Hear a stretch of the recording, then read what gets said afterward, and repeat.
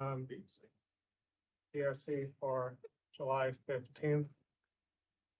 First item up is Friendship Commons, Geico preliminary plan amendment. Take one, are you ready? Good morning, everybody. I'm Saquon Gatling, your lead reviewer for this project, Friendship Commons, Geico. So this is a preliminary plan amendment, as Neil stated, just proposing to remove the previously approved office space and reflect the new ability period in APF and waiver of subdivision regulations for the stormwater and some changes for the transportation, which we'll talk about today. Neil's previously sent over the comments from reviewing agencies, number of which were just heads up items for future submittals and as we move forward. Major comments focused on transportation, which we'll happy to talk to you about today. So I'll turn it over to you. Okay, yeah, well, thank you, folks. Again, you've been great to work with so far on this project. It's one that I've lived with for a long period of time. I'm excited to really see something happen there, and it's you guys have been offering good advice and assistance. The county in general, we've talked with county council members, others. We're seeing a lot of interest in it for obvious reasons. We've been having a number of meetings with the community, including several yesterday, and I'm not going to say everybody's going to stand up and praise the thing. This is Friendship Heights after all, but we do have a lot of cooperation down there, and I don't see any real resistance at all. So I'm looking forward to smooth sailing, provided we answer your questions today. So I think when I talked with Stephanie, there was sort of an issue coming out of DOT, I think, and elsewhere as to what we needed to do at this time. And I want to make sure we're all on the same page there. As just indicated, this is really essentially an extension application. We can't literally seek an extension under the extension provisions because the criteria for extensions are very narrow. And so working with staff in preparing for this, we decided the best way to get additional APF and plan validity time was to seek an amendment to the plan to essentially add that time. We're not changing anything substantively in the plan, with the exception of dropping, as you say, the office out of it to make it easier from a transportation capacity standpoint. And so we recognize that we will have to come back with a preliminary plan amendment and site plan with the kind of details that are necessary, having to do with unit layout, lot configuration, landscaping, internal roadways, and stormwater, forest conservation, all of those things. By the way, at one time we couldn't find an approved forest conservation plan, but then I was looking online yesterday and suddenly I saw it there. Somebody, I think in your research division, must have updated your files, unless I just drew a blank. But now that information from back then is online there. And so there again, we have a final forest conservation plan. Pat's processing now, because one of the first things we want to do sometime early next year is demolish the building so that it's ready for a builder to proceed. So that's where we stand. Stephanie, maybe I'll turn it back to you and see what do we, I'll back up. The comments said that you wanted some additional information submitted, like data table, other things like that. And we are working on that now. We're going to get that in maybe this week, if not early next week, so that we can keep to the schedule that has been published with Planning Board in October. So the written comments here, I think, identify the follow-up items that you want us to submit. So we'll be doing those. I don't know that we need to talk about them, but I do want to make sure that the overall procedure is, that we're all on the same page there, so we don't, go down a dead end. Do you want to? So I think we're still talking about that page. I think it's, you've pointed out, we pointed out that you can't do anything on the site with the proposal that is in front of us. You would have to go to site plan to be able to actually do anything to implement it. the, DOT and DPS, stormwater, fire rescue are all raising valid issues, valid questions that need to be answered before this goes to construction. It seems reasonable for us, given the unique circumstances, to add a condition, as Bob, you had said. So I'm not sure we're all 100% on the same page, but we're in the conversation. How can we advance the conversation? Is there any role that we have, or is it through you? Because this is very important. Geico is moving next March-ish to the new facility, and they really want to be able to, move the development of this site forward on a similar schedule. I think the first thing we'll need to do is sort of get conceptual buy-in on the agency side. Once we have conceptual buy-in, then, it'll be the specific language. So I think, in terms of how specific the language needs to be about the things that need to be addressed, I think at that time, we'll have something to share with you and talk about. But I think at this point, we're working towards conceptual buy-in. And are you hopeful, as am I, that you will be able to do that within the schedule, the 120-day process that we have? Okay. It's not that big of a concept. Yeah. And please don't let us be the roadblock. If we have failed to provide something, don't hesitate to knock me upside the head. Well, I mean, this is really, the issue is that what you've provided and what is needed ultimately for construction are two separate things, right? So you can't provide at this time the answers to the questions that the agencies are asking because this plan is not real. And so when you have, so the idea is that when you have a real plan, it would address all of these things. Normal course of business, we do it all the time. It's just not happening, July of 25. So. Okay, I like the way you described the situation and the mission ahead. I think I totally agree with that. Let's see, Pat, Katie, any specific questions you I have? was just gonna point out, I guess, Marco, maybe if you're gonna be involved, or maybe I should reach out to Christina, but we were trying to get a meeting together for separate but related to the forest conservation piece that Bob mentioned. We want to get that filed as soon as the NRI is approved, to facilitate demolition of the building. I just wanted to have a quick meeting with the environmental group about how we set that up, because it is a little bit unique in that it's sort of an interim phase, if you will. Whereas normally I know we satisfy forest conservation as a whole property, but in this case, we're not gonna be able to justify removing every tree on the site just to take the building down. So just to make sure we set that up correctly. So if I should go through you or Christina to set that up, just something, conversation we should probably have in the next couple of weeks if we can. Yeah, sure. Sounds good.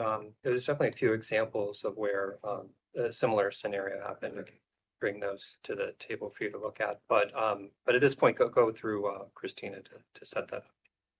Again, we just want to make sure we set it up right. The part of our earlier discussions, so. I think that was really the only thing on my end.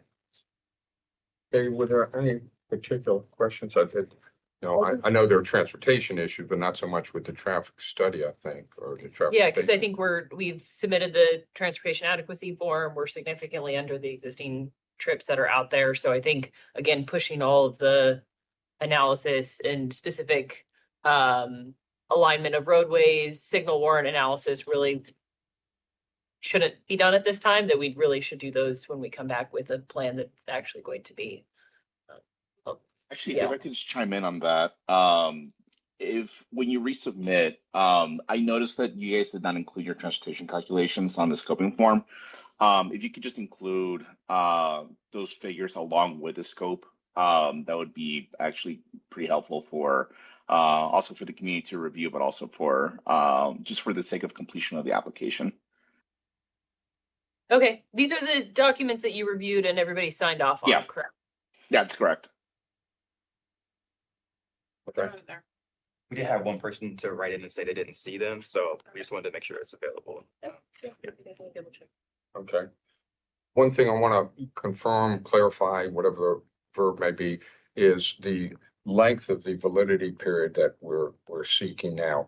This clearly is going to be a phased project. You're not going to build all these units within a normal APF period. And so in the resubmission we make that answers the questions in the DRC comments, we're going to clarify that we're seeking 10 years and that it's going to be a phased project with, and we haven't identified specifically what number of units in each phase or what phases. But as I look at the subdivision regulations, that will set us up for a 10-year validity period. So again, we'll include that in the submission.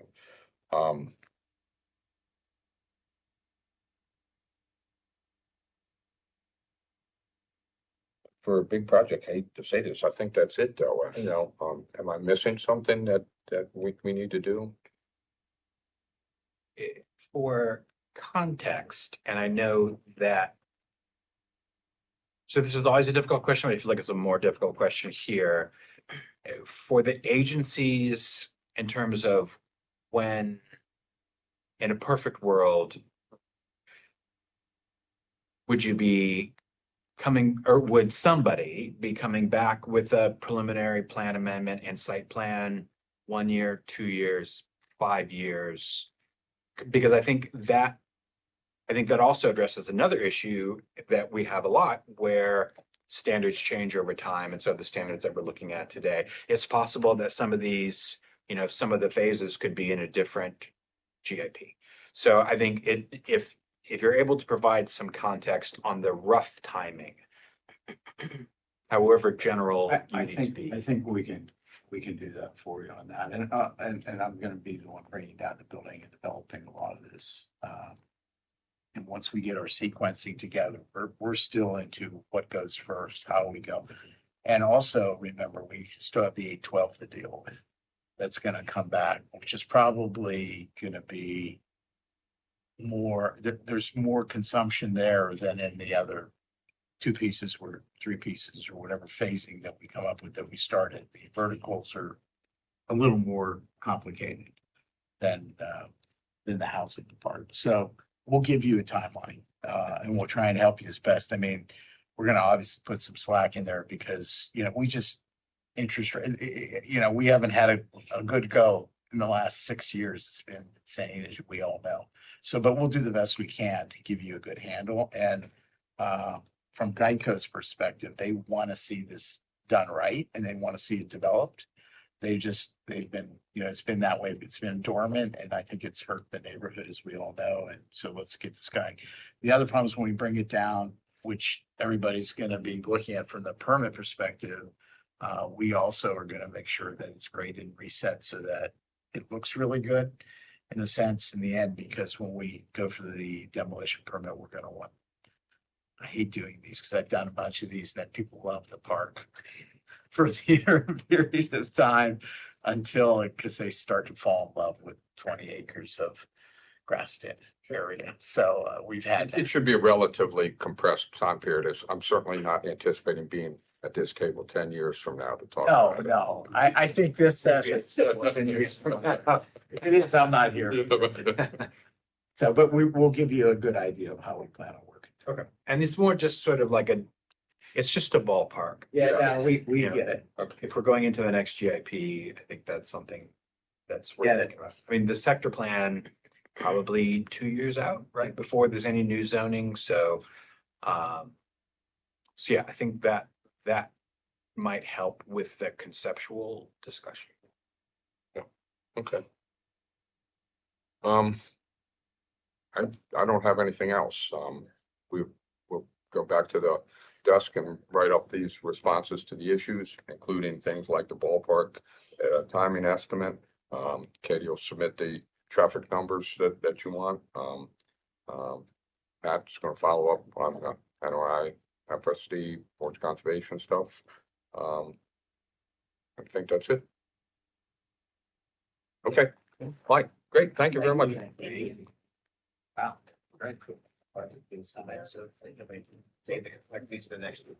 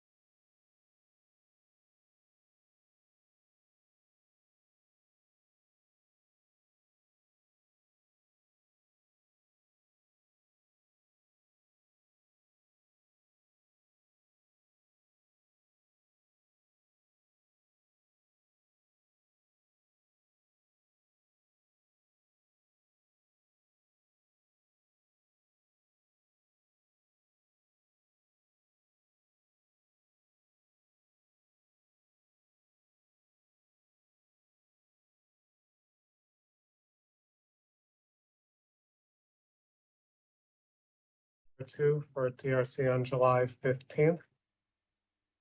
Notley Road, map amendment and forest conservation plan.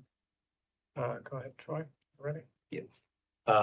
Name's Troy Leftwich, the lead reviewer for the LMA H15 9 Notley Road, and then Amy Lindsay is actually the lead for the PFCP plan.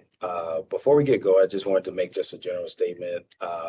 Overall, these are the type of locations in regards of LMAs. The project does meet the LMA request criteria. I think the major question, and a lot of folks in, within the community has got a lot of traffic, that is how that happens. Within the county, we have the general plan that identifies the need for housing, affordable housing, and how all those things interconnect within the existing character of the community, and finding opportunities between whether it's the open space, the layout, the unit types, the needs of traffic concerns and things like that. I think as we work through this process, it'll be clear, planning's perspective on it, and that will be clear to the community's perspective, and also how we work those and take in the community concerns as we work through that process. So I just wanted to make that kind of general statement as we move forward. It's a long process, and that's one thing we're at the beginning stages, as the applicant knows. But just as we know, as folks are listening in, we are at the beginning stages, and nothing will sneak up on you, and we'll be pretty clear and transparent through the whole process. So with that, we have a slew of DRC comments. It's your meeting. I know we'll definitely want to set up breakout sessions with interagency design comments, or even to deal with the environmental comments. But it's your meeting at this point, and we can go through the DRC comments or however you would like to proceed at this stage. Thanks, Troy, and thanks everyone for the comprehensive comments. They were very helpful. I agree that we will want some separate meetings that we can kind of meet with the various, planning divisions and agencies to work through them in more detail. But there were certainly a number of comments we wanted to discuss today. The first one really was on frontage improvements. Just while we have everyone here, wanted to make sure we were all on the same page regarding what, particularly Notley. I don't think there's really a lot of questions on what the frontage looks like on New Hampshire Avenue, but wanted to make sure we were all on the same page for Notley. I know Deepak had a comment regarding how the Notley right-of-way was reflected on the plan. I think it's more of a graphical issue. We can clean that up and make sure it's more clear with our resubmission. But there was a number of comments. I think Justine, you had them on kind of the competing objectives for what that streetscape looked like on Notley. And so we wanted to be clear on what kind of you all were looking for. And then we also had some thoughts too. So I'll let Josh walk through that. Sure. But I think one of the key things is how much greenery we get along Notley, making sure that it's very comfortable for pedestrians and bicyclists. One thing that we were thinking, since they're complete streets and the bike master plan seem to have competing options, and we were thinking maybe even a third option. So we've got a very large green panel right now. I think it's 12.5 feet or something until we get to the side path. Then we have a maintenance strip, and then we have our unit lots with a PUE. So we don't have a lot of flexibility north of the property line for planting over smaller species because of the PUE.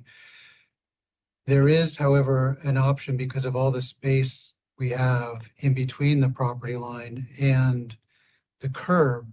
We were thinking we can actually do a 7-foot tree buffer, a 10-foot shared use path, asphalt for bikes and pedestrians, and another 7-foot tree panel.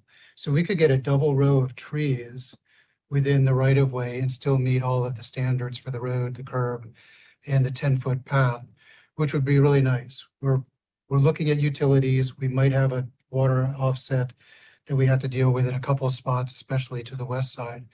But I think that could accomplish several goals, and we'd probably have to write it up so that we make sure we address the requirements and why we're asking for something a little bit different. But that gives us 2 trees plus the front yards. We're 40 feet set back from the road.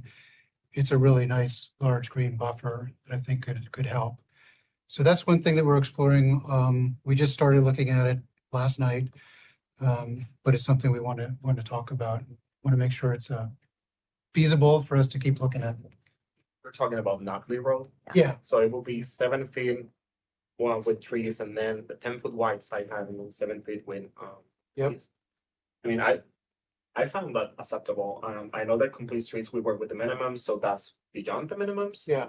And that seems fine to us. I mean, that's going beyond our minimum requirements. The only thing, forgive me for interjecting, the only thing I'd be curious about, because I'm with Justine on this, that it's worth exploring. Yeah. So the good news is like you're right up against New Hampshire Avenue, so like you're kind of like setting the gateway into this neighborhood.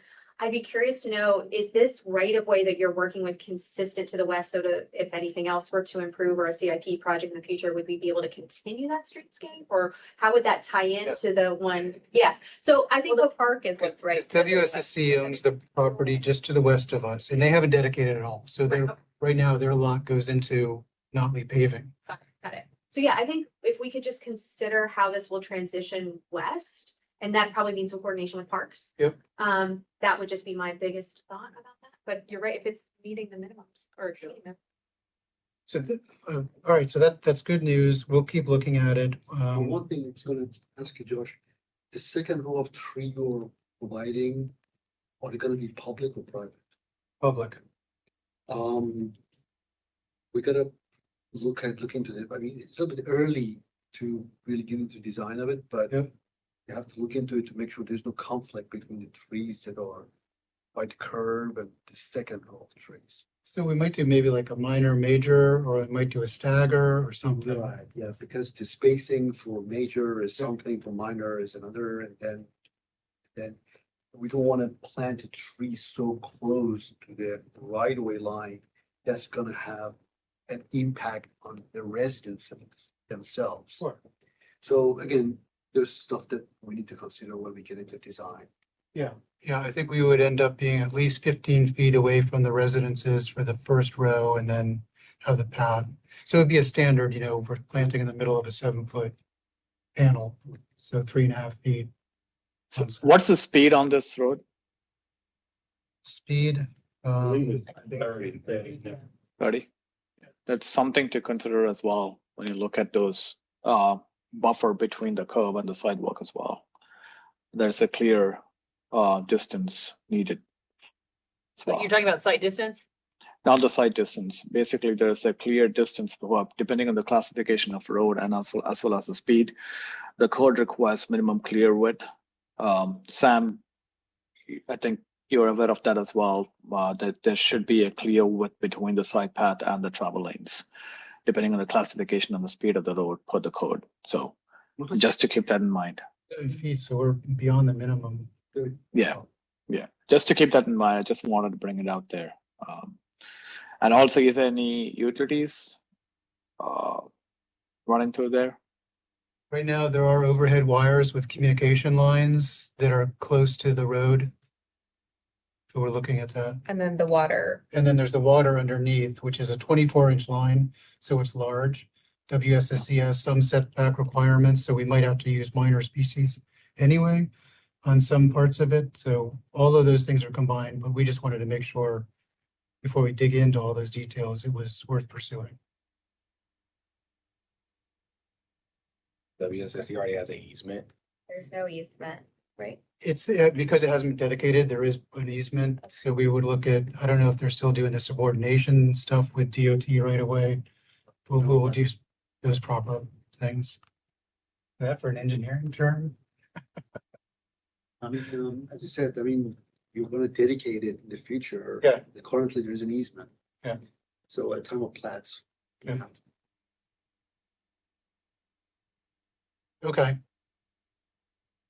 So that's good. That's promising. It helps us really green up and get a lot more trees and shade and comfortable pathway for sidewalk.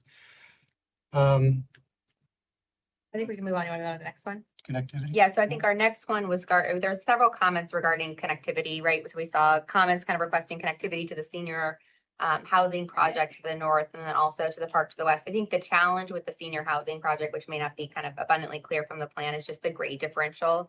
They've got a retaining wall on the south side of their property, kind of holding up that grade, which really kind of challenges the ability to have connectivity there. In addition to other kind of sensitivities to both that use and kind of their parking and what might be disrupted. But we thought the connectivity to the park was a great suggestion and something we even kind of started looking at since getting the DRC comments. I think one of the questions we had logically, I think where the connection would make most sense, knowing how that park property is utilized, would actually be coming in kind of closer to aligning with our open space and connecting to the piece that's actually owned by WSSC, but improve with the majority of the park infrastructure, like the playground and stuff. And I don't know if someone from Parks is on. One of our questions was just, we haven't looked into it further, but like what the agreement is with WSSC and who has the authority to accept that connection. Does WSSC have to do it? Does Parks have some kind of agreement where they can approve that type of connection? We do have an agreement. I would need to look at it closer in order to answer that, but I can get back to you. Sorry, this is Darcy Buckley with Parks. I can Thanks, get Darcy. back. That'd be helpful. So we can just figure out kind of, and then we can continue to work with you on kind of where that best point of connection is. But we thought it was a great suggestion. Okay, great.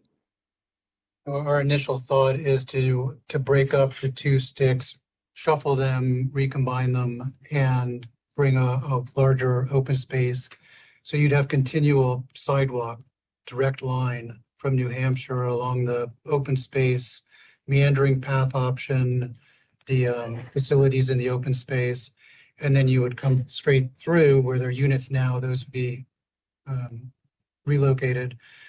And then you'd come down where the playground is, which makes a lot of sense. Right now, that's not ADA compliant. Given it's our only connection, we need to make it ADA compliant. So we have to look at the LOD, we have to talk to Parks and make sure that that's available. There are two significant trees right there, unfortunately. So we'd also tie it into the forest conservation plan. Expanded LOD, need to mitigate those trees, and maybe we can provide Parks with more trees in better locations if they like. So that's a design feature, but I think a good suggestion and something that we're going to work on with the next submission.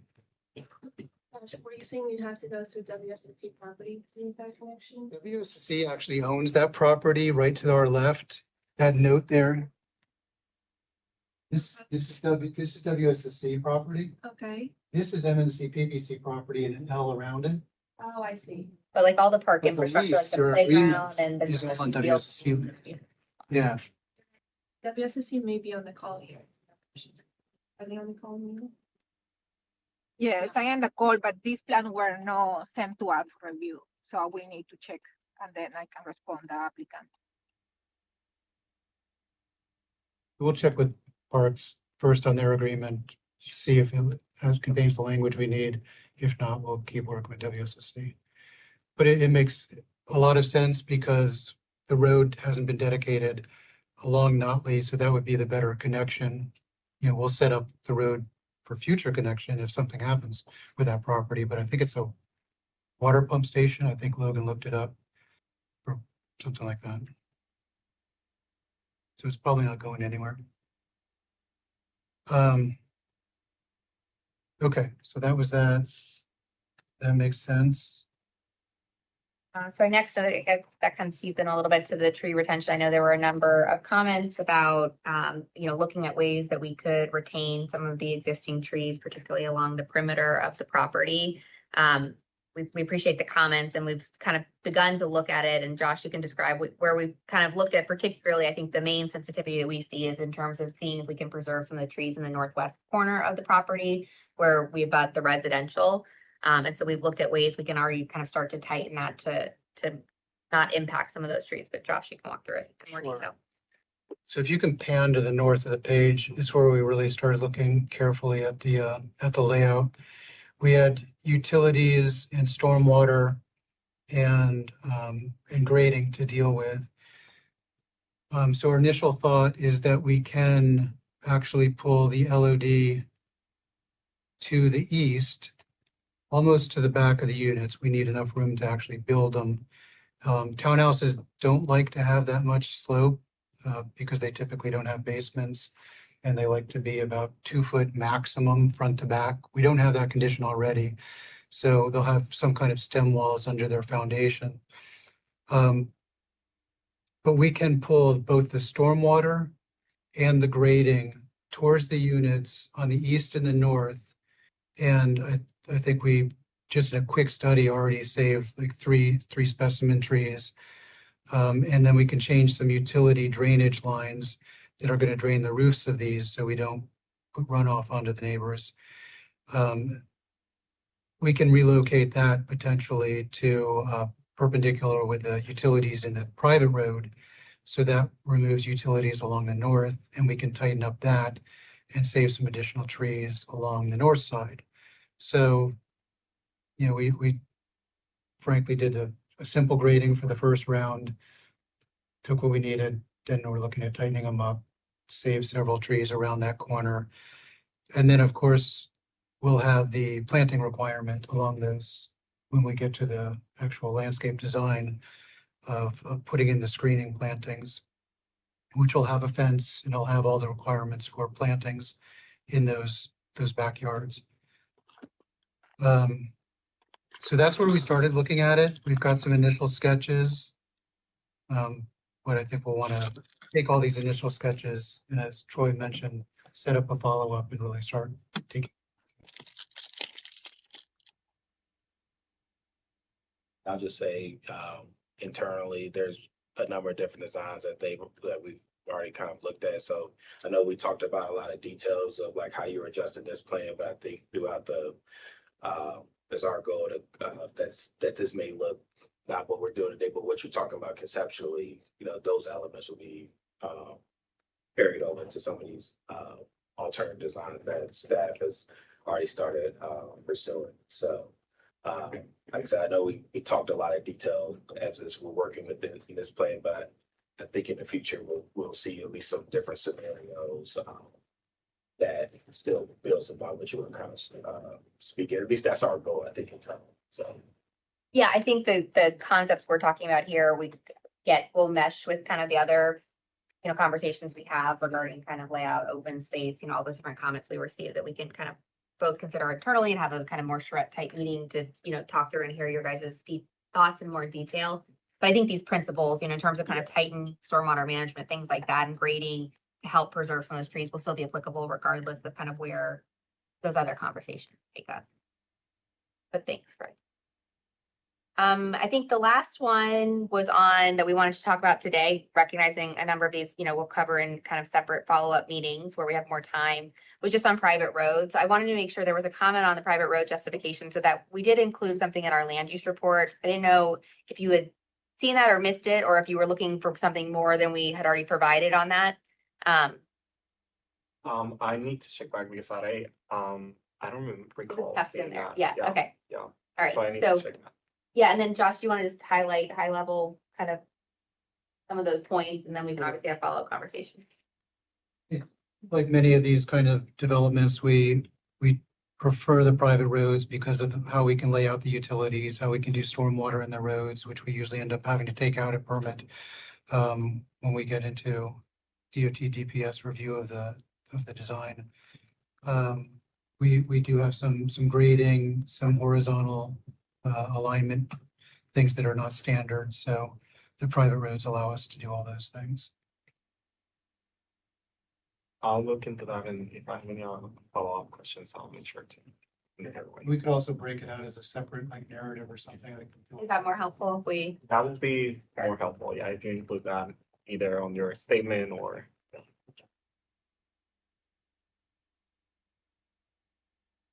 Sorry. Hi, I'm Hallie. I'm standing in for Amy for environment. I know y'all saw her comments about it can't be supported as it is because it's clearing everything and really trying to focus on pulling in LODs, saving some trees. And there are a lot of trees that are concentrated in places that you're making open anyway. So also maybe trying to keep some there too. And making the findings on your variance request because right now it's a bit vague on why some trees need to be removed and what the hardship is exactly. So making sure that has some real depth of discussion would be good. it also will reduce the mitigation plantings you need because you have a significant number of large trees that will need mitigation, which leads to a significant number of plantings. And your mitigation trees cannot be used as street trees. So that may impact your planting thoughts and ideas. I'm just, and this is not my area of expertise, just to clarify that, to make sure I understand. You mean in terms of street trees in the right of way or even along our internal private streets? Yes, both.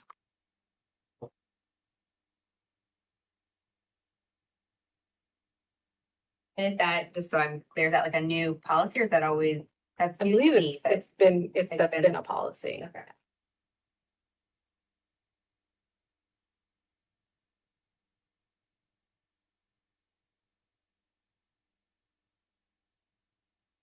That's all we wanted to cover today. I think, we'll work, I guess, Troy, with you to kind of set up the subsequent meetings, right? I don't know how we do that now. We have different agencies that you can help us too, because I think we need one with the Environment Division, obviously one also with urban design and one with the regulatory review team. And maybe we do it all together. We can figure that out. So, Yeah, I'll be the point of contact, okay, and then great. individually you can figure out people's availability. They might end up scheduling directly with you, but I'll be the point of. Yeah. That makes it easier. So, thank you. That was it for today. All right.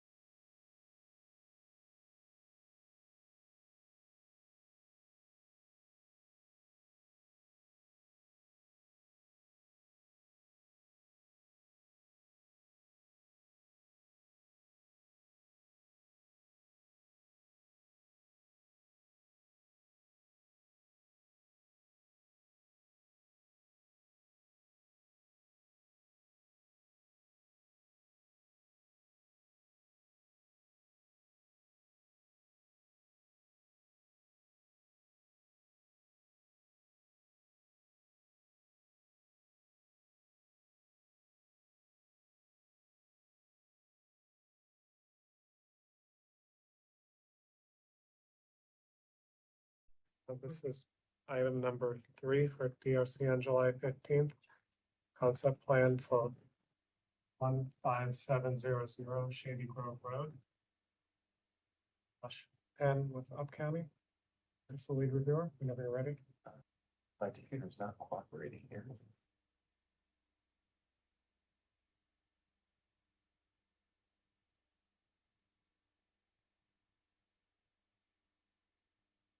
It has a mind of its own today. It's everything what I ask it to do.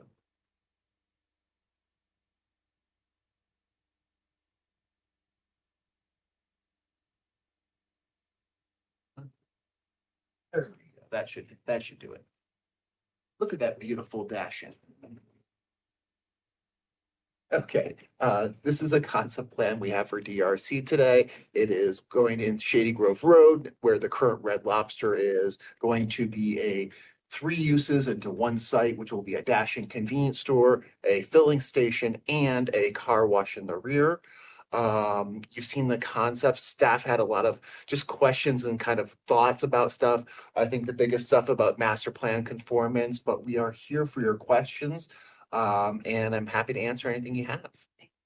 Thank you guys for getting together. The concept plan process is very helpful for us, especially in this instance, as the Wills Group is exploring basically redevelopment options here.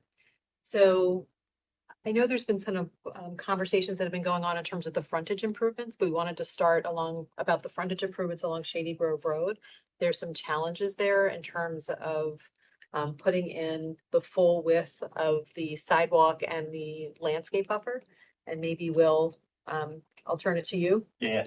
Yeah, so Florence, we went back and forth this a little bit. So the real issue that we're looking at is the grade. So we understand, so the buffer, so with the utilities, the side path would definitely have to go behind the existing utility poles, recognize that. I guess the issue is how the grade trails off there as it goes back towards the edge of the property. So, either a side path back there would be down at the lower level so that a sidewalk could tee off and come into the property to serve the front door of the convenience store, or it would be somehow, elevated, retained, and then we wouldn't be able to get a sidewalk from it down to the property because of ADA. So I guess that's our question. We're not necessarily opposed to the side path. We're just trying to figure out how would we construct it so that not only would there be maintained ADA connection to the existing sidewalk, but also an ADA connection down to the property. And that's where the grade differential sort of becomes an issue there. Yeah, I mean, I know this is just the concept plan stage, but I think looking into those different options and how you could make those connections. Good, and showing different options if they're possible. Okay, so that's our primary concern. It's not like I said, like we were saying it was infeasible. It's like there's a good, Booth, how much of a grade change there's like 3 feet, it looks like 3 feet. About 3 feet. So yeah, trying to get either from the lower part back up or the top part down to get to our site would be the issue. So I think that's something maybe we just need to explore more. We can draw up some schematics on that. And I don't know. Hey, this is Patrick Butler. I'm just trying to. Yeah. Sorry, I'm not there. But I'm just trying to understand. Are you saying it's challenging, or you can't do it? I'm trying to understand what you're saying. The question we'll need to look into whether or not we could get a connection down to the site if it were put up above, or if we even can retain that. I don't know what else is in that space there underground. So I think the general gist is that we completely agree that we will put something there. We're going to need some flexibility in working with you guys to make it work, just given the existing challenges on the site with changes. we weren't necessarily clear, like if it was a situation where, we would maybe build a side path that goes out and basically dead ends, and then our sidewalk comes off of it. And then someday that could get extended, or if the idea is we are replacing the sidewalk that's along Shady Grove Road with this new connection that will then tie into the sidewalk, right? So I think that what I just said, the first one, like building a side path down there on the lower part that sort of dead ends, that has a sidewalk that then comes off and goes into the site. So it serves a purpose. And then someday, if CDOT, if the county were to do a larger project along the corridor, they would have that existing section, they'd have the existing easement, they could extend it in each direction. Then maybe that's one option. And then the other option is somehow getting it in there and having both connections, right? And that replaces that section of sidewalk. So I think that's what we need to work through to see if there's a viable option in there that Yeah, I think works. so. For at least for the right of way part, we're looking for the path to be installed per our standard. So we're gonna have a 2% continuous grade from the right of way line way to the curb. And then based on that, decide how the connection internal side can be. Okay, so maybe we just need a work session to see what is actually feasible to be done. Sure. And what the county want to see. And I guess the other question would be is, there's a certain width for the sidewalk and there's a certain width for the green panel. Yeah. Right. And so that we're gonna need, we definitely know we're gonna need flexibility in terms of that overall width, just Right. because of these challenges. Right, it's a good question, Stacy, because as you can see, there are a lot of poles along the frontage. When you have poles, you cannot have major species, so you have some flexibility there, but that's something we can get down and look at. Okay, thank you. That's really what we needed feedback on is. Okay. So the next comment is also master plan, and we had an internal meeting with some staff and had talked through this a little bit, and in terms, there's a 25% green cover requirement in the code. The master plan is a 35% green cover, and we actually have done some adjustments since we last met so that we could meet the 35% green cover on site. We are going to be bringing on a landscape architect as we move further through the process. The part that we wanted to focus on today is the 50% canopy coverage. We've been looking at various ways in which to basically come close to that, and at this point, we're in effect able to get, I think it's about 27%, is that about right? On the canopy coverage, but we are not able to get to 50%. We suspect we will never be able to get to 50%, but we will get closer as we kind of look at different options. There are things that we're beginning to do to look at it from mitigation. These are some comments that we had received when we were in our staff meeting before this.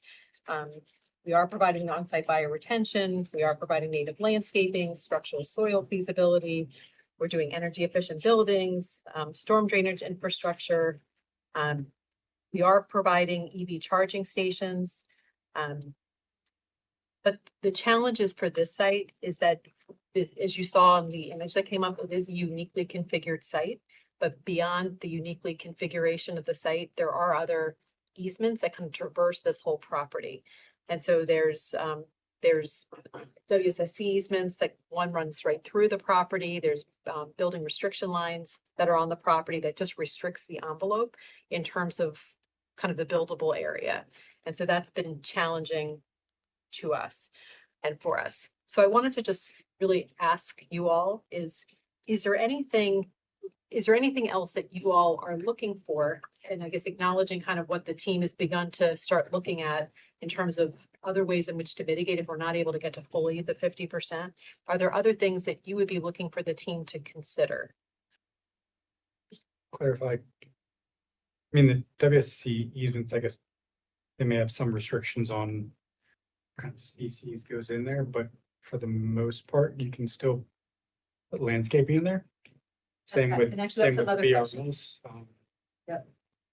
So the issue is kind of where our buildings are placed, because we can't put a building over the easement area, so we can put plantings, but maybe. I may add, Yeah. I'm the engineer.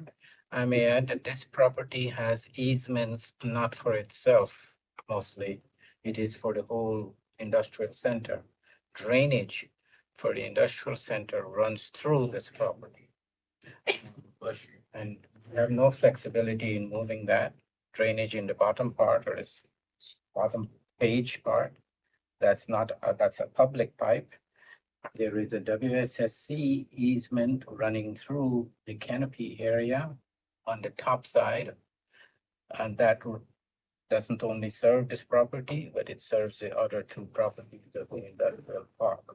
So when we talk of flexibility of fitting between these easements and attempting to relocate one or two of them, the challenge is we have a narrow site.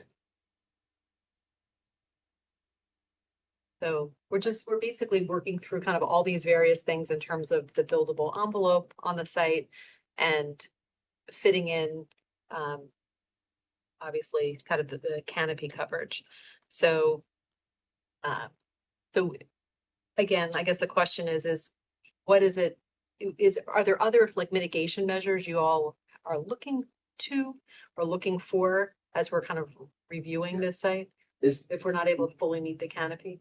Nikosi was the reviewer for the master plan section for this application. He's unfortunately not here today. It's in our staff meeting. But I just want to say that we're trying to achieve a master plan goal. It's very rare that we have a very specific goal for a region or for an area or for a site that is so specific as 50% canopy coverage.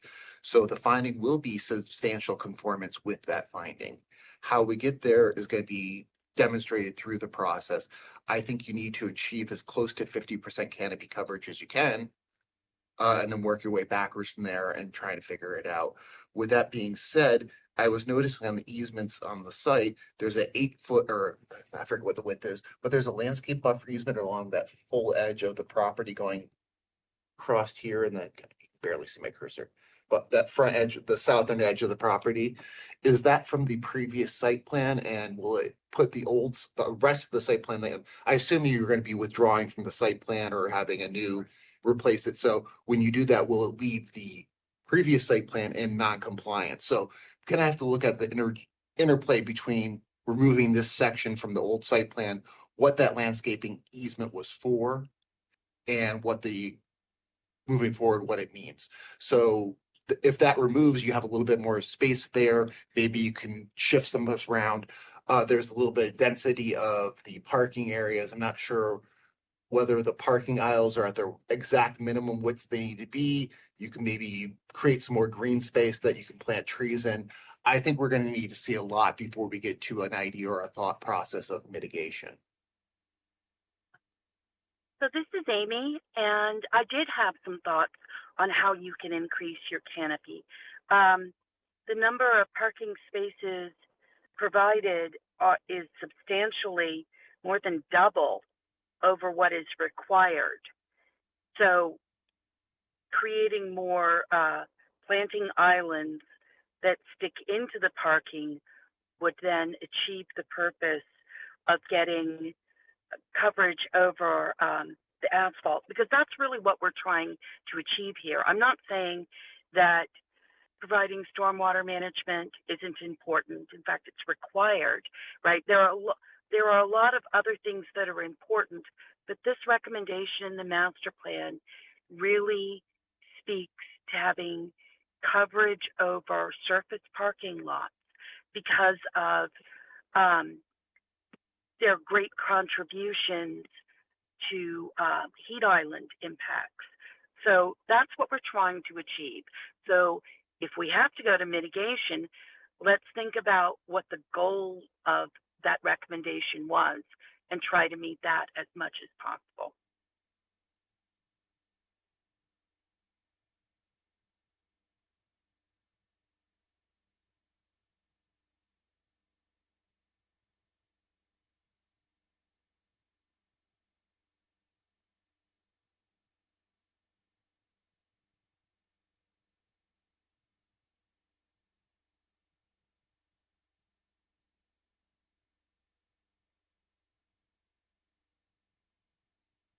Is everyone still there?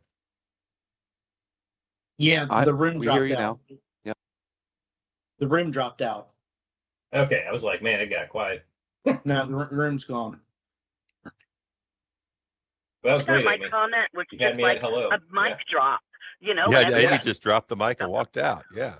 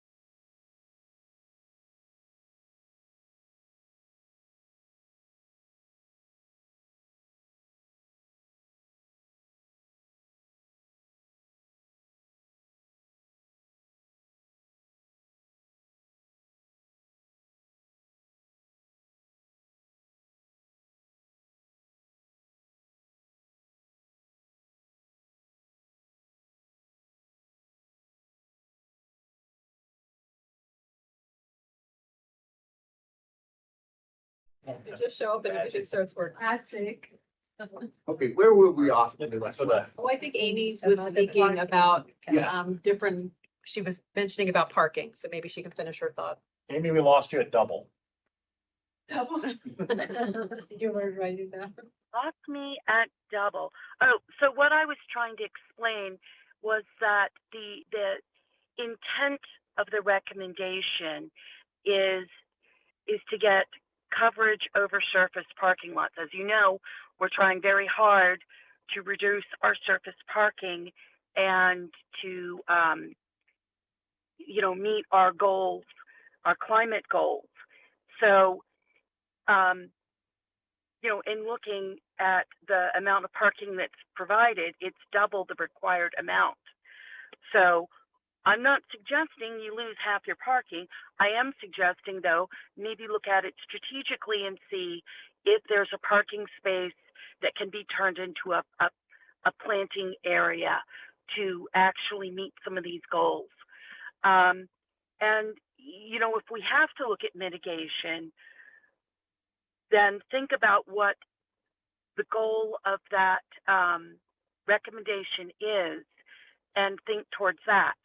Stormwater management, bioretention areas are required, so that's not really mitigating for not meeting this requirement. But think about what we're trying to do with canopy coverage. You could always go for solar trees. They're not as good as a real tree, but they have a lot of positive features to them. So that was all. Thanks, Amy. And Stacy, to confirm, the canopy coverage requirement that you're referring to, is it in the master plan or the one in the zoning ordinance? It's master plan recommendation. So the 50% is a master plan. 50% of the parking lot or the property? It says the canopy coverage and of the, is it space? Yeah, parking. It's surface parking. And Okay. that master plan, that sector plan was just recently approved. So this is not like an old recommendation. We just went through the conversations about this. So. Okay, got it. Does the zoning ordinance also have a requirement? It does not. And we're parking lot landscaping? So there's well, actually, I have to tell you, I get this confused. There's a 25%, and I always forget if that's green area or parking cover, canopy coverage. Coverage Okay. at 20. So it's 25. So we meet the 25% code requirement for canopy, and we do meet the recommendation on green area on site. So there's no separate green area code requirement. Okay, I haven't checked, so. Yeah. Just so you know, this will come into play because this would be a conditional use, at least part of it. And I've done a couple of these conditional uses where there's multiple uses, some limited, some permitted, and they all seem to fall under the purview of the conditional use when it goes forward. So we'll have to get some clarity from the hearing examiner. I think what you're going to be looking at is one conditional use for the site as the filling station being the focus and everything being accessory to the filling station as terms of the conditional use. So with that, there's going to be a master plan conformance finding with the conditional use. And this is one of the things we're going to have to really look at hard and have a good example, a good reason for what we're doing. So. And I appreciate everyone's comments and kind of thinking about it creatively. I did want to just clarify, Amy, before you guys got cut off, is that basically the parking is a 19 min, maximum of 33. So we basically have been looking and we were talking about what needs to be included within parking and what doesn't need to be included in parking. We do have at this point EV charging spaces, and it sounds like we do need to include the EV charging parking spaces as part of parking. We also have vacuum spaces that we had counted, which we probably can take out, which is about 3. So I just wanted to clarify that we are probably about only 5 spaces above the maximum allowed. And the other thing I just wanted to point out is that in this we're in a reduced parking area as far as we understand. And there is a section of the code that allows you to go in excess of the maximum without getting a waiver if those spaces are made available to the public and are not reserved. And we did want to get a little more clarity as to what that meant or what, if you guys know what that means. I mean, our understanding is, I don't know if I've ever used that before, but I think my understanding is that it's basically allowed for use. I mean, it basically says made available to the public and are not reserved. So I don't think, in other words, we would need to get a waiver to go above what we are providing, and we are only providing 5 above the maximum. So we're not really talking about a doubling. It's a minimum and maximum recommendation. But that all being said, I think we're all hearing you that, 50% is canopy coverage is something that is a goal of the master plan. We're certainly going to be looking towards that. I just wanted to set expectations that I just don't think we're going to be able to get up to 50%, but we're going to be working towards improving what we have today. Okay, well, I look forward to the justification for that when it comes in as a conditional use. I think that's gonna be a focus, so just to give you a heads up, make sure you address that in total in your conditional use application. Okay. One of the other comments, was regarding, kind of some of the other recommendations in terms of green roofs. And again, challenges on this site, we have basically 2 roofs. We have a C-store and we have the gas station canopy. The C-store, we have lots of equipment on the roof. We couldn't put any green cover on that. In terms of the canopy of the gas station, I don't know if this is anyone was thinking about this, that's really not feasible either. And from a load perspective, is that we would need to have like significant columns, which would impact basically kind of safety of people traversing. But I just wanted to let you know about that.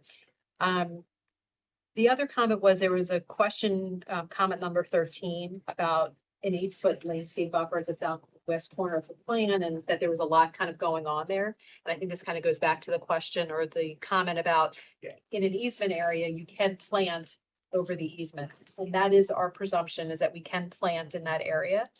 I wanted to get further clarity if there was something else you guys were thinking about in that comment. This goes back to my previous comment about that site plan issue. What was the original intent of that site plan with that 8-foot landscaping buffer? That's the one you'll see along the entire, you've shown it on the plans. When you remove it out of, If they vacate that site plan, that buffer is gone. but It no longer matters. but if they vacate it, does it leave the rest of the site plan in not conformance? I don't know. I don't know what Not if they the, vacate. okay, well then there you go. So that easement would go away if you remove the site plan. I mean, if you have an easement on there, that's probably in the plats. So there's I think 2 different things going on. Yeah, One is, there's 2 different things. yeah, so there's the pipe and then there's this landscape buffer. And so what you guys are saying is that if we vacate the site plan, which is no longer needed for the use, then that buffer would go away. Yes. It's actually very helpful.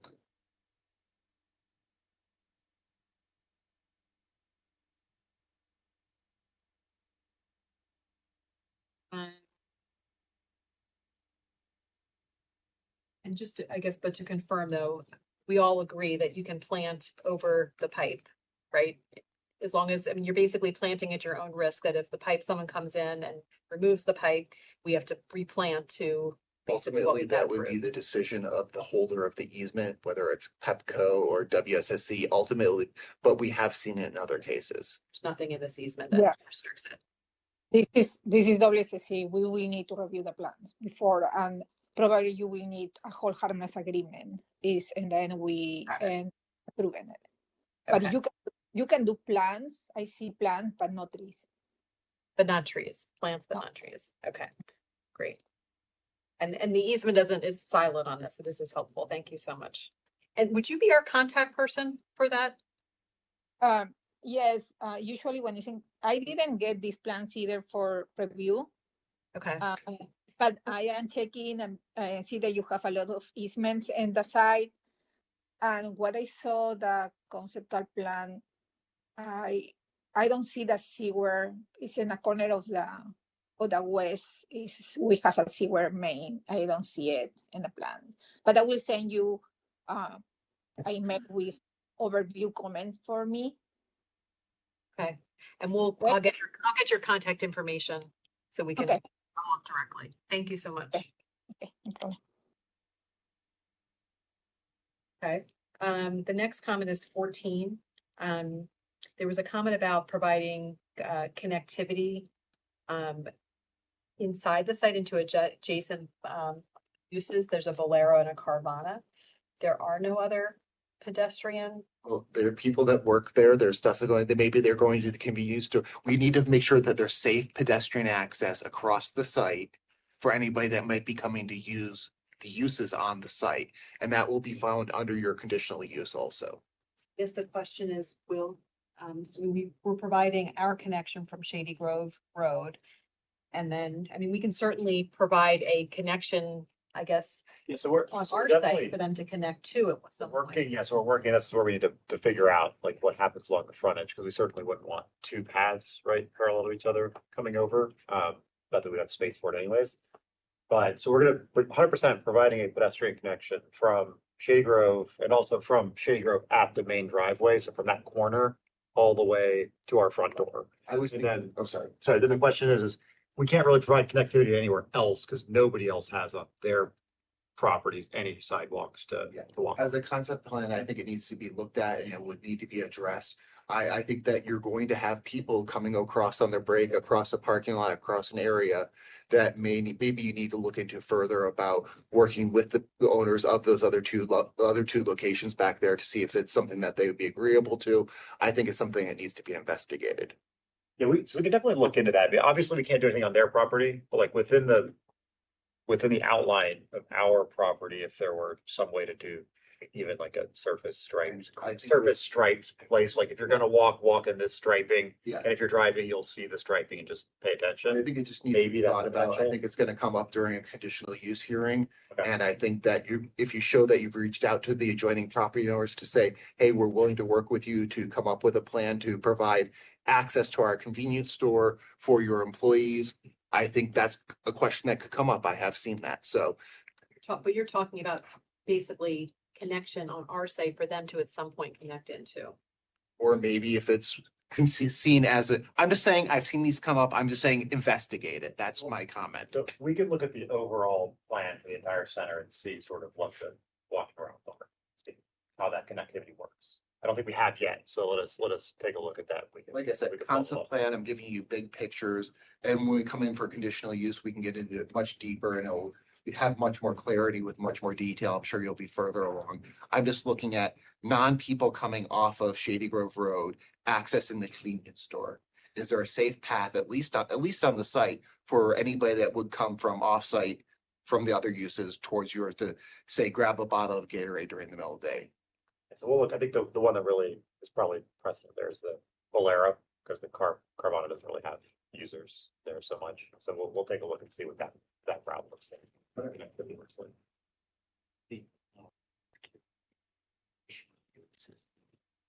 You feel it on the or the whole thing? Well, I think that's kind of the question that Josh was bringing up, and we may need further clarity from the hearing examiner on that.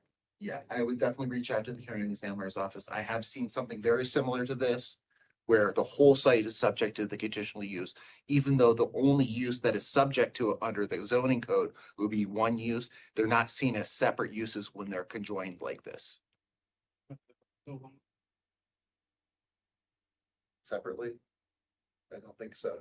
I think it was done, the Burnsville Wawa was done as a whole site, even though certain aspects of it would have been permitted or limited. The conditional use need in the middle of it overruled the other things.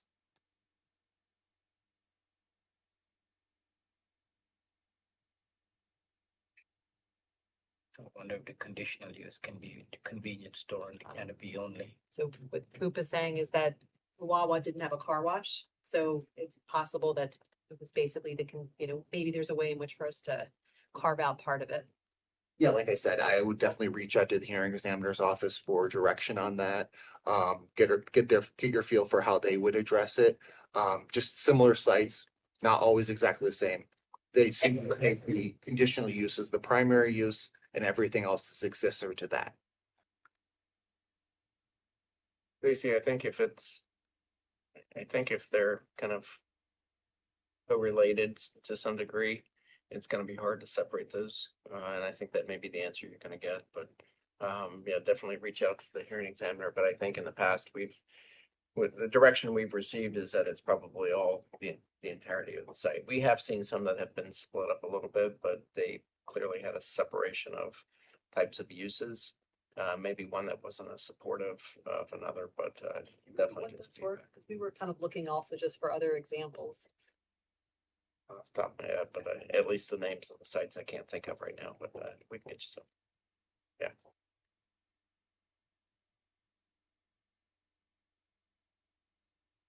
That's really what we had on our list. Does anybody have anything else? Tony, Bertha?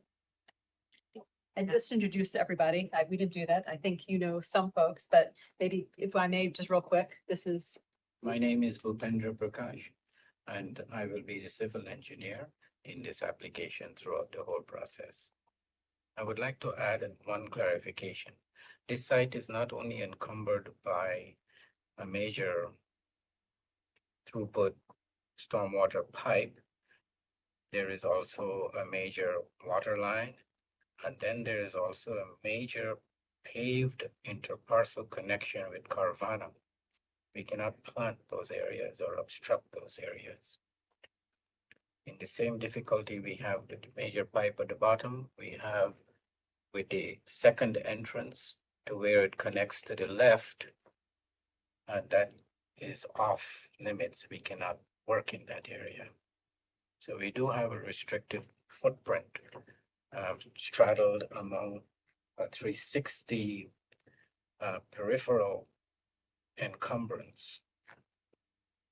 The other thing. It sounds like that makes your master plan conformance a bit harder to achieve.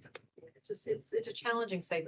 The other part is that we have, for any redevelopment of the site, I mean, it's not been redeveloped. There is a major WSSC easement. You can see that kind of traverses the site, which has to be moved, which is a huge expense to do, but that is kind of what's going to make it a developable site.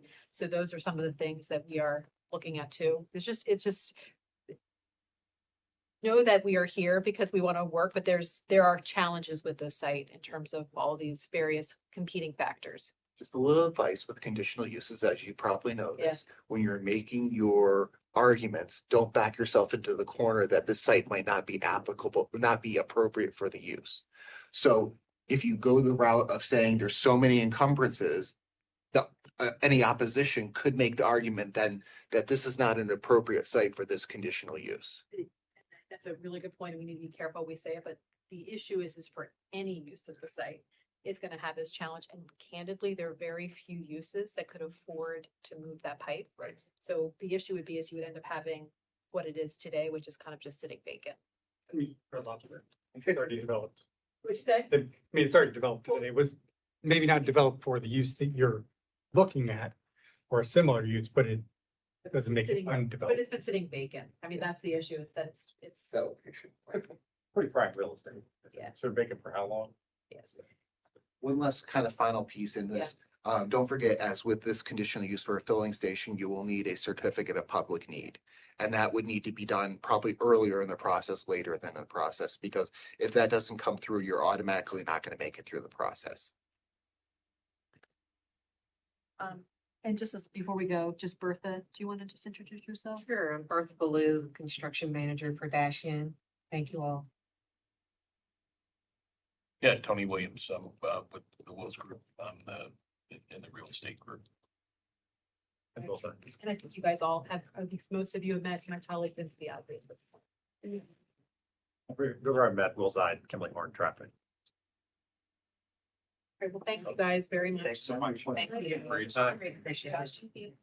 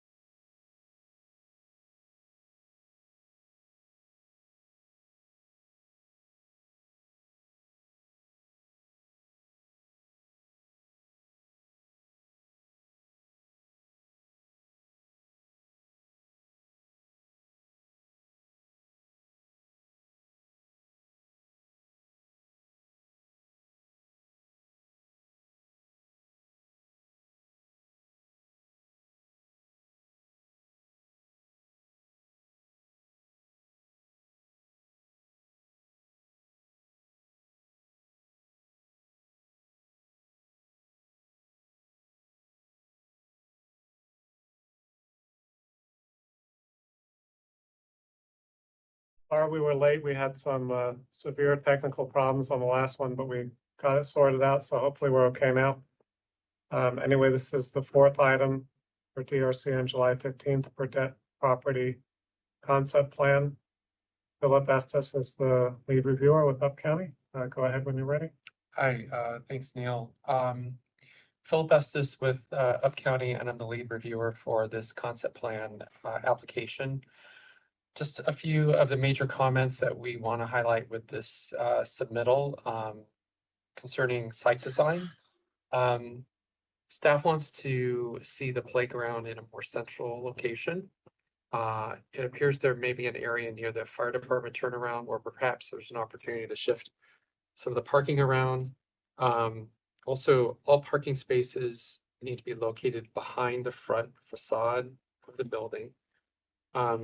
So prior to any future submittals, it's highly recommended that the applicant meet with our urban design team to work through these issues. Environmental, a couple of comments to note is that in future applications, the unforested areas of the stream valley buffer will need to be reforested. And also, per a new regulation coming along, landscaping plans will need to provide at least 50% native plantings. And then generally, the data table needs clarification, including the proposed density and the applicable development standards. So those highlight our major comments, and then you have a number of technical comments provided in the, and I'll turn it back over to the applicant. Good morning. My name is Dean Packard. I'll try to be brief because I know you're running behind. I have a few questions for Phil, one question for Murray, and one or two questions for William. Let's try to start with Marie.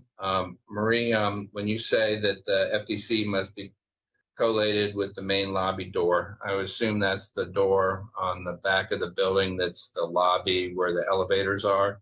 And how close to the door does the FDC need to be?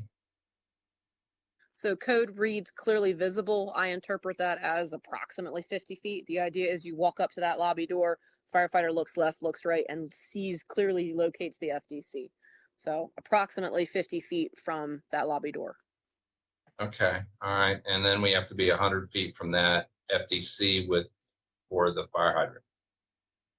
Correct. That's a walking distance measurement. Yep. Okay. Easy peasy. All right, we can take care of that. So let's jump to Phil William real quick. One of your change mark comments says remove middle entrance to the site. Is that just referring to removing the existing entrance and replacing it with the proposed entrance that we're doing with an access permit through the state highway? Yeah, that's all. I probably shouldn't have put that in. It's kind of confusing, but yeah. No, that's what I thought. I didn't strike me as crazy, but okay, all right. And then anyway, then you were talking about extending the access, the pathway. I'm showing the pathway as 10 feet, and it's a very narrow buffer between the path and the curb, and you know where our site is, and it extends. The same problem extends off site. I had off-site to the north, I had it as a 6-foot sidewalk, and I'm interpreting your comment as saying you would prefer that be extended, it widened to 10 feet. And how far are you proposing to widen it to 10 feet? And what do I do, you know, on site? You know, I could deal with it by bumping over the dedication and or create a PIE, and maybe reduce the 2-foot buffer between the sidewalk and right of way. But off-site, I'm very limited. Right now, it's about 15 to 16 feet of space between the right of way and base of curb. And just your thoughts real quick. Yeah, it might have to be in a overlapping PIE, PAE. I'll just add this, PIE, is not the county PIE, Dean. It's a Oh, state. that's, yes, true. There are two different kind of easements, substantially different. And just to add also, this is Florence with transportation and planning.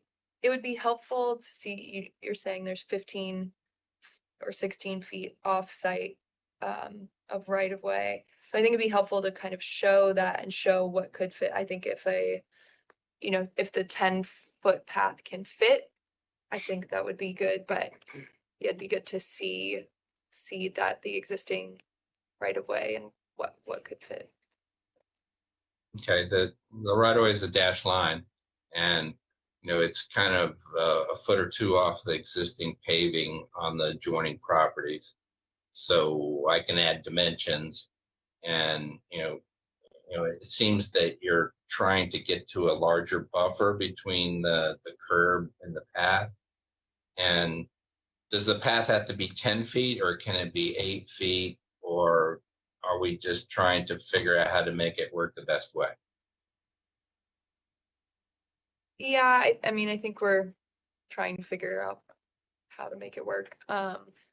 What is, I didn't see a dimension. What is the current buffer you're showing along the frontage? On the frontage of the property, it's about 3.5 feet from the face of curb. Can it be pushed back to get a larger buffer? It can be pushed back by shifting the path closer to the right of way, adding a overlapping PIE PUE, or reducing the sidewalk to 8 feet as a compromise to try to make it all kind of work.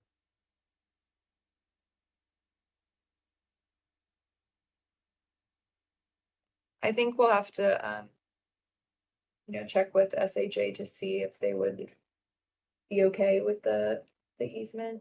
So I can follow up with them. Okay, all right. Well, Phil mentioned that meeting with urban design to work out some of these details, and this would be one of them to work out. Next, Phil, your comments. The first one I have is when you say the legible lotting plan, are you referring to just making the text height bigger so that you can read it, or are you looking for something completely different? Something completely different. So I mean, the lotting diagram that you have, you should just put that on a whole nother separate sheet indicating lotting and easement diagram to standard scale. Okay. So the next thing is kind of combining three things. One, I've kind of got the stormwater management figured out, but I kind of haven't quite figured out yet, which now that I have all the comments and I'm going to finish, how to attempt to move the playground to the more common area next to the fire department access. That was, I know, the goal from the planning commission, but I'm trying to balance three things: the open space requirement, the playground, and the stormwater management. And I know I'm not going to be able to waive stormwater management because it has to be provided on site. And I'm trying to balance all three of these. So that kind of goes to the next question of the open space. You have the net area is 196,701 square feet, and I need 10%. Now, I'm trying to figure out what counts and what doesn't count. I saw your notes that 15 feet wide, contiguous, benches adjoining a sidewalk, but I'm just trying to get more input as to where you're really thinking about the open space, or, does it I mean, we have a ton of open space in the conservation easement, but I don't know how that encroaches on the conservation easement and Doug, but I'm trying to fit this all together somehow, some way. If I can get a little more thought as to behind that and what, would actually work here. Well, that's certainly something we'd like to explore with, as you mentioned, with the urban design team. However, this is at a minimum those items that I provided in the plans. At a minimum, the space has to meet that, and it's required public open space, so it has to be accessible and obvious to the public that it's accessible public open space. So typically, that would be near the right of way or some other public path, like a shared use path or bike path or some other park facility. So I think in this case, it's probably more logical to place that near the right of way. But we can explore other opportunities if you have other ideas. One idea that I have that I just want to bring up, I mentioned to the team before this meeting, is I'm not sure about, we're not really using the RE2 for any density or anything else. And it's about a third of the entire tract area. Would it create any additional complications if we didn't include the RE2C area into the application, but make it completely available for the conservation easement and reforestation area? Because we're not developing anything there and we're not capturing any density there. It will be under the same ownership, but the question is, does it have to be part of this application? Well, the subdivision has to stand on its own, so you could do a separate subdivision for that RE2 and a separate subdivision for the multifamily building, but they each have to stand on their own. The math has to work, the data table has to work, so that's something to think about. And I'm not sure if that's helping answer your question. Why would the RE2C property have to be subdivided at all if we're not using it for any building permit or anything else, except for in conservation? Hey, Dean, this is Doug Johnson. If you include that RE2C as forest conservation, it has to be part of the application. Now, if you just want to develop a single lot or a couple of parcels in the other zone and just cleave off the RE2C and just ignore it entirely, we'd have to talk about it. That could probably happen. But if you include it, it has to be part of the entire application. I understand. So it would kind of almost fall into the category as a off-site easement area included in the same ownership, with reforestation requirements. If you go off-site, your requirement automatically doubles. So if you cleave off the RE2 zone, but still want to claim the forest as meeting the requirement of your development property, and it is not part of the application, and you go off-site, your requirement doubles.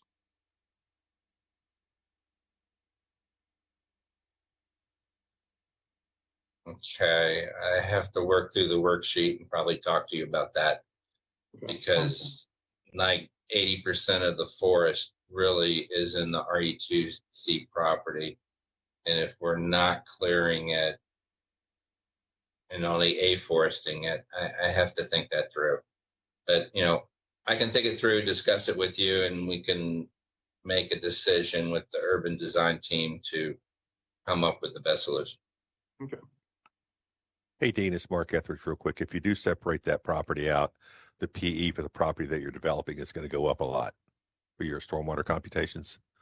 You have a smaller area, but you're going to have to balance it out to see if it's going to have an increased stormwater target volume for you in that case.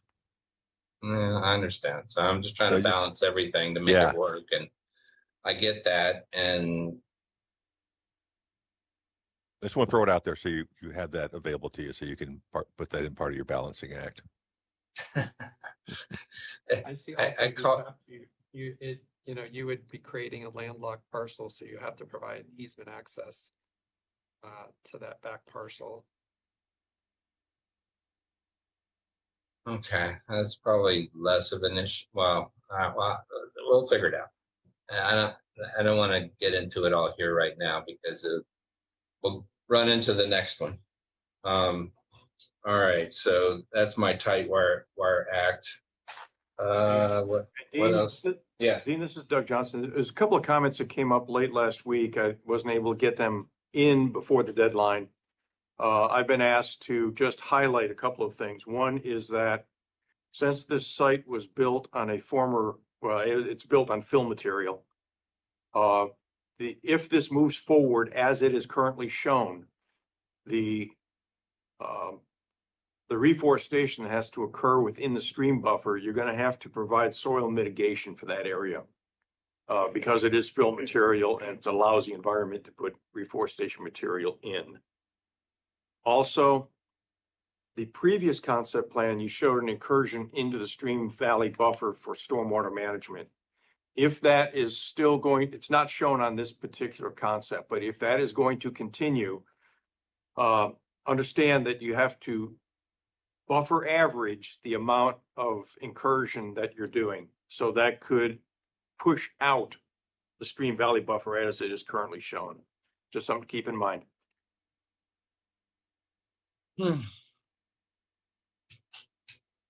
Thank you. All right, I understand. Does that include the pipe that we're talking about? The one pipe we're talking about outfalling through the easement? Yes. If you run a stormwater management pipe within a stormwater management easement to that, well, the 15-inch RCP that you're showing currently on the plan is existing. If you run a pipe from the site development to that pipe, that's going to have to be buffer averaged. Now the buffer averaging applies to the whole buffer. So if it's an area, would the whole buffer just like move a foot? Is that what you're? Think of it like pushing on a balloon. You can push in one area, but other areas are going to push out. So yes, the buffer, if you buffer average, well, any incursion will have to be buffer average, which will cause the stream valley buffer to move out. Maybe not uniformly, but it can be pushed out in areas. But as far as an area by area swap within the limit of disturbance. So if it's a 5-foot buffer encroachment that's 100 feet long, that would be 500 feet that would have to be averaged somewhere else. That's correct. Okay. All right. I just wanted to make sure. All right. Well, I think that's this obviously will not be the mixed income community plan. Go through the process. We've got to submit formalize this submission documents to the speed to market and the preliminary combined site plan. And that's what I'm going to hold together with all of this and start the process in the next week or so to move to the next step and then meet with urban design to try to work out some of these details so that we can have a clean application and not go around in circles anymore. Okay. All right. Anything else, Dean? I think that's it. I think I have my hands full right now, so I will be in touch real soon about working out the next level of details because we need to make submissions for not only the building permit, but for the subdivision application. So I want to get quickly to the next step. Okay, and then finally, are there any other comments from people online? Hearing none. Thank you all. Thank you very much. Okay. Thanks, everyone.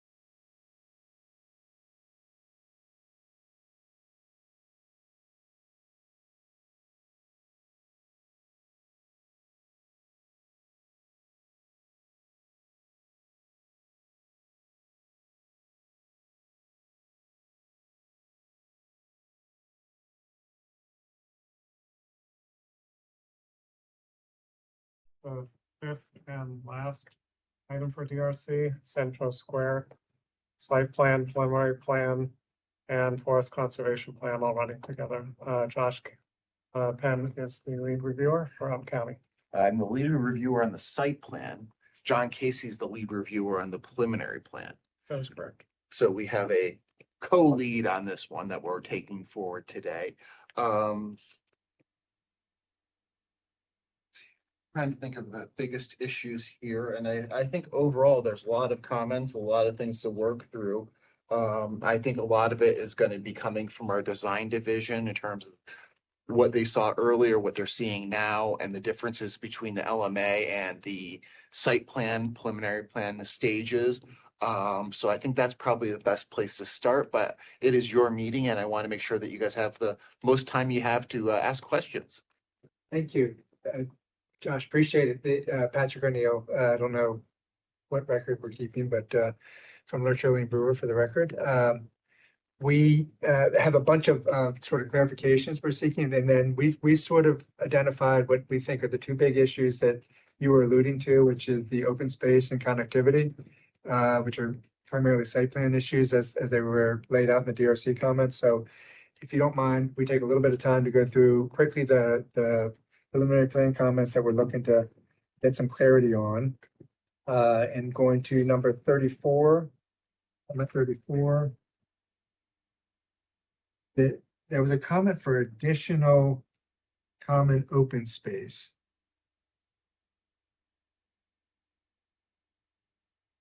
Can you read the comment? The comment said, well, additional common open space is needed. Jonathan Casey comment. Great comment. Will you bring up that open space plan? Yeah.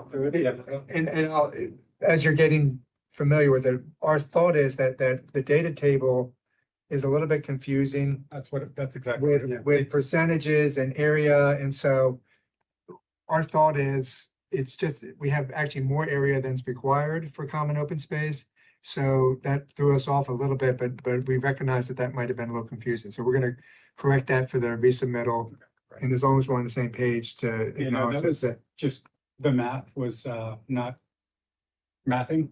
I tried my best to get a handle on it. It was, I think there was different things being in the same columns that just needs to be clarified. Yeah, so we'll do that with the resubmittal. Show it on the table. We do, Illustrate how that relates to the table. It is. What we did for propose is do percentages, which isn't helpful. The percentage requirement is the requirement, show the square footage, and then we'll show you what our square footage is and that it actually exceeds the requirement. That's what we're gonna do. On comment 39, which is allowed, identify which standards were established by the LMA. And the clarity we're seeking there is that on the plan itself is the binding elements. Is there more that you were looking for? So in the actual floating zone in the code, it says these things are established by the LMA. Okay, all right, so some of the setbacks, okay. Within the LMA, it appeared there were additional standards that were established by the plan, but they weren't necessarily incorporated into a binding element. So you're talking about the development plan or the local map, rezoning plan. Okay. So we'll look closer at that to see. Let's see if there's any deviations. On number 40, this, the one comment said provide road grade plan and profile. And we were just wondering what exactly that means, because do you want that for private roads or, okay. So all private roads is just on the transportation planner for this plan. Yeah, all private roads, you need to submit the road grade plans so we can evaluate that. Okay. And then we're gonna have a follow-up meeting. We're gonna track you down for a follow-up meeting just to clarify some other things too, but that was one of the key ones. In number 60, there's a comment of what the complete streets requires. for New Hampshire Avenue. I'm assuming that was a typo, is meant to be Crabs Branch. Okay. Okay. Yeah, we have so much projects. Okay, cutting and pasting gets us all at some point. And then for 60 and 61, I guess big picture wise, I don't know if we want to call up a plan. SP6, it's the Crabs Branch exhibit. I'm sorry, SP6, yeah, that's available. We did an exhibit for Crabs Branch Road and the complete streets conformance. There are a couple areas we're comporting for the entire length, except there's a couple areas that we're providing the minimum standard for the side path. Yes, I'm aware of that. I was the other transportation planner, he made me aware of that, and we're fine with the cross section that you showed for cruise. Okay, great. Right. So yeah, we wanted to make sure we're on the same page. That's sufficient. Yeah, I understand you have some constraints with Yeah. utilities and such, so that minimums that you have provided, that's fine with us. Great. 62. 62 is, please provide cross sections for all proposed private alleys. And we didn't know whether that was sort of a standard comment or whether there's specific alleys you were looking for that we hadn't provided cross sections. I assume that the alleys that you have there, I did not see the cross sections, and honestly, the cross sections for those are really like straightforward, because it's just like. Yeah, we provided sheet P7 and we provide all the cross sections for all the private alleys in the streets. I will make sure to look at that. Okay, yeah. So that's can you please P7. reference the page? Number P7. Yeah, thank you. Because I saw the cross sections for the roads itself, and yeah, so I'll make sure to look at that. Yeah, they're all. Then number 67. On this one, that the last comment is if the preference for a 15-foot wide radius on streets, and then if a wider radius is needed to accommodate fire access or trucks, please consider the use of truck aprons to allow for a tighter curb radius for other vehicles. And the question that we're trying to get some clarity on is where exactly you'd be looking for that, and what is the applicable design element that you would want. Yeah, that specific comment was made at the LMA. That's a comment that I replicated from that. And I need to, I'm sure that I can circle back to you with that answer when we talk about the road grade plans, because I will need to look more into depth. Okay. Into the plan, so I can make sure to point that out. That's the standard comment that I made, so you could be aware of that. Yeah, and again, just trying to make sure that we're targeting the right areas and then get the right design element that would make sense. And then 68. But this is with the aligning the ramps in the ADA ramps to line up. And then the comment was made about Standish to want the ramps to line up on Standish. And I just want to make sure that you understand we only control one side of Standish. So we're happy to provide the ramps on our side, but I want to be clear that that's our limitation. I know that for public roads, I know that Standish is a private road, so I'm well aware of that. So I will need to check. I will need to circle back with you with an answer about that, because I know that usually we go and we do both side of the road of the intersection. So let me get you an answer on that, and then I can circle back with you, because I understand that it's a private road, so it might be different than it is different than. Yeah. Okay. I think Deepak's on. Deepak, can you jump in for a minute? Voice from above. I think this is more Billy's project. Is Billy in? Yeah, this is Billy Whalen. Yes, typically for public roads, if you touch one corner, then we have you do all four corners. But as Justine said, since it's private, I guess we'll have to check on what the requirements are for that. Yeah, and this is Mike Goodman. I'm listening in as well, and I just wanted to point out that our understanding is doing a handicap ramp or sidewalk ramp on one side of the road and not the other is problematic, where it might not meet accessibility requirements because it kind of leads someone to a false expectation that there will be one on the opposite side of the road. Correct. What particular intersection was this comment? Or what part of Standish? It's at where Standish intersects with Crabs Branch. What is I mean, if it's in the public right of way, then yeah, I think The that's comment pretty was- standard. But I did mention, so basically my comment was targeting, if you're providing ramps on this way, then you need to provide ramps the other side. So that's why probably you mentioned now the private street, because Standish, that specific intersection there, you see that the ramps are aligned to one side. Then I said, if you have receiving ramps on the other side, then you need to align the ramps to the other side as well. That's why I made that comment. So it's sort of a standard comment for all the access points on Standish Place. If I was hearing you correctly, if there is a ramp on the other side, you want us to align the block crossings. If there's Yes.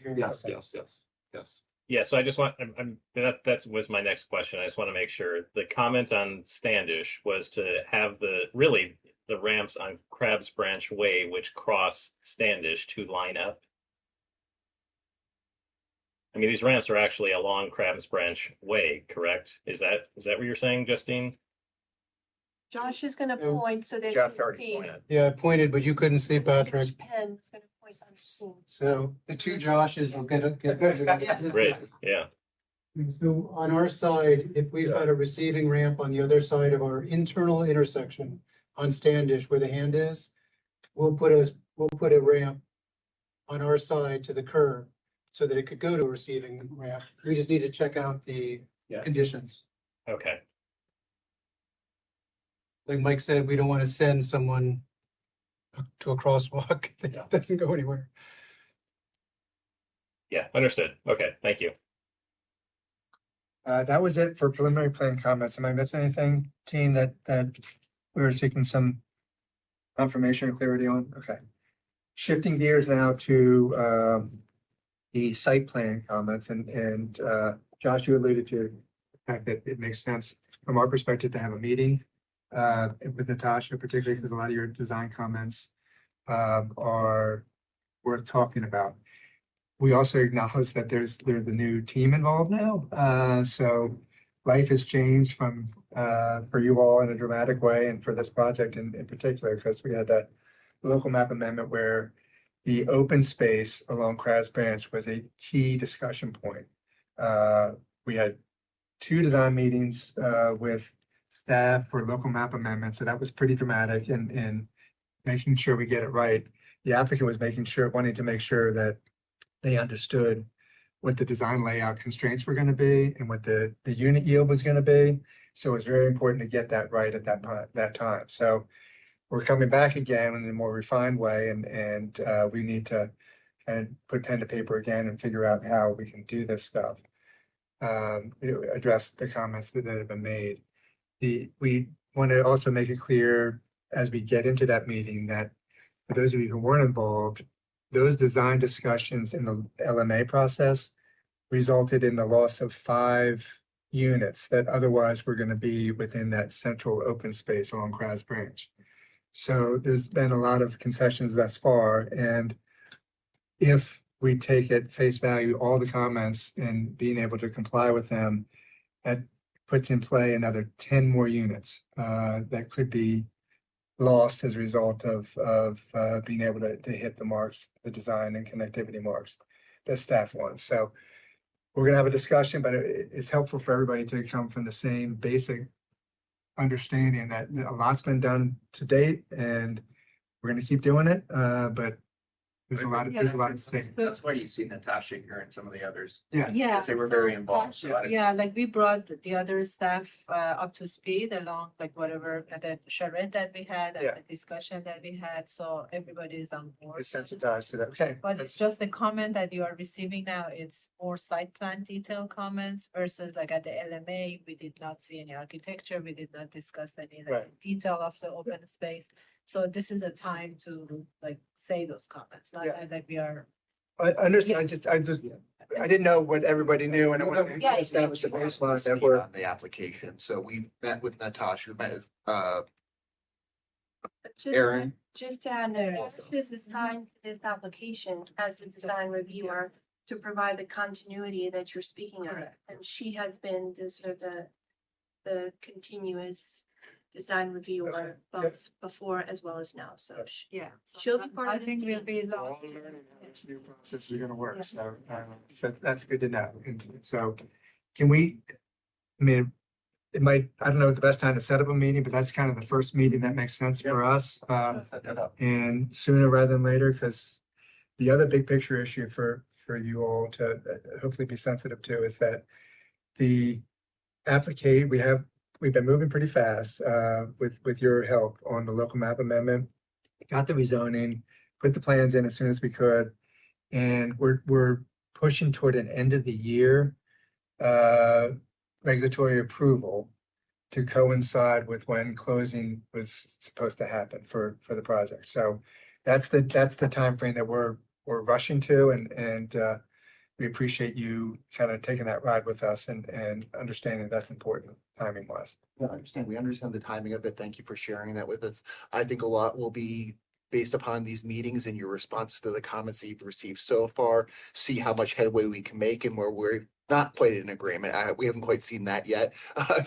But yes, we understand that you have a timeline and we will do our best to keep you on track, but a lot of it's dependent upon the back and forth and how that goes. As far as the timeline goes, the current clock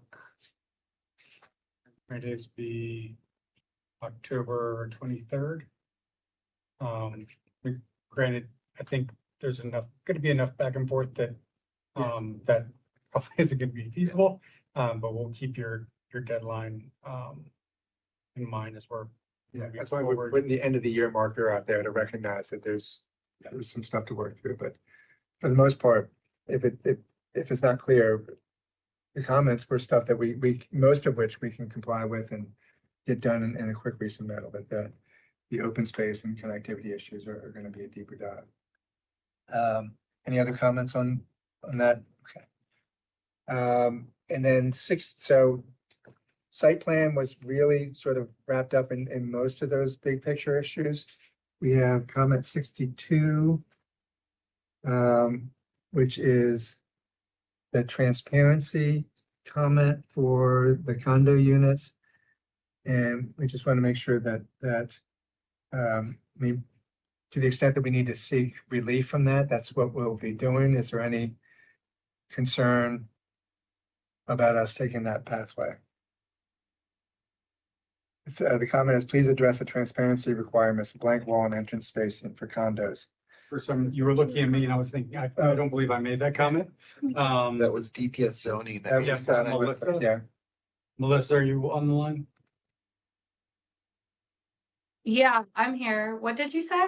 What was the comment? The question was about addressing the transparency requirements for the condos. Oh, yeah, there is a requirement in the table. So if you're asking the planning board not, to modify it, I just want that to be listed in the table and SOJ for the site plan. Got it. Thank you. That's the direction we're going to go. So we'll follow up with that. Thank you. I think the most part of your entrance spacing. Yeah, we have entrances that are within the tolerance. I mean, they're, public entrances, but they're. It's just as requested from the planning board, so. Yeah, that's the route we're going to take. I think we can work. Only if there's modifications that would be requested. That's all. Right. Because you want to include it now so it doesn't come up during zoning review of the permit. That's all. Right. Look for it to happen. Okay, I think that was it from what I had for us to hit. Did anything that we missed or anything from staff that you would want to elaborate on for us? I do have one thing that popped up actually as we were looking at another plan.